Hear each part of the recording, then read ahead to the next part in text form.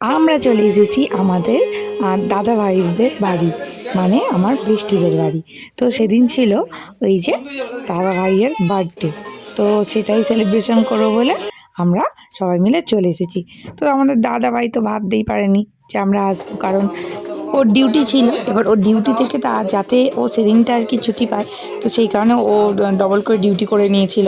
তো সেই মতনই আমরা প্ল্যান মতোই চলে গেছিলাম। তো এইভাবে সেলিব্রেশনটা কমপ্লিট হয়েছে। শুভ জন্মদিন দাদা ভাই, অনেক ভালো থেকো আর সবাইকে ভালো রেখো।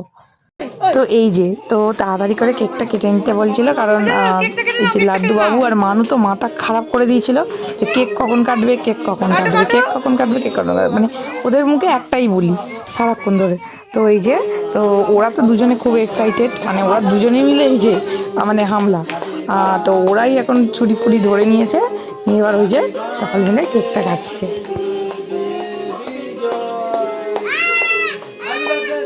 আর ওই যে দেখছো কেকটার কি হাল, ওই যে দুজনে মিলে কেকটাকে নিয়ে উল্টা পাল্টা করে কেকটার এই হাল বানিয়ে দিয়েছে। কি আর বলবো, বাচ্চা বলারও নেই। তো এই যে কেক তো কাটা হয়ে গেছে, কাটার পরে এখন ওরাই আগে খাচ্ছে।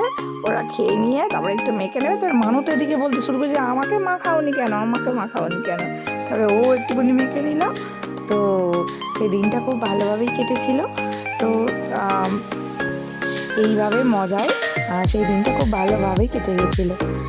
তো তো আমাদের ভিডিওটা কেমন লাগলো জানিও কিন্তু বন্ধুরা। আর তোমরাও সকলে ভালো থেকো। তারপরে ওই যে আমার বৃষ্টিও কিছু রান্নাবান্না করেছিল সকলে মিলে খেয়ে দিয়ে নিয়ে। তো সেদিনের মতো আমরা ওখানেই স্টে করে গেছিলাম, কারণ অনেকটা রাত্রিবেলা হয়ে গেছিলো।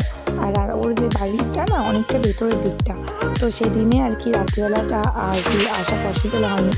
তো আমরা ওই জন্য ওখানেই থেকে গিয়েছিলাম। আর তোমাদের ভিডিওটা ভালো লাগলে একটু লাইক করো আর চ্যানেলটি সাবস্ক্রাইব করে রাখো। টাটা, সকলে ভালো থেকো বন্ধুরা। আমি এনাও আমার দাদা ভাই, একটু কেকটা খাও।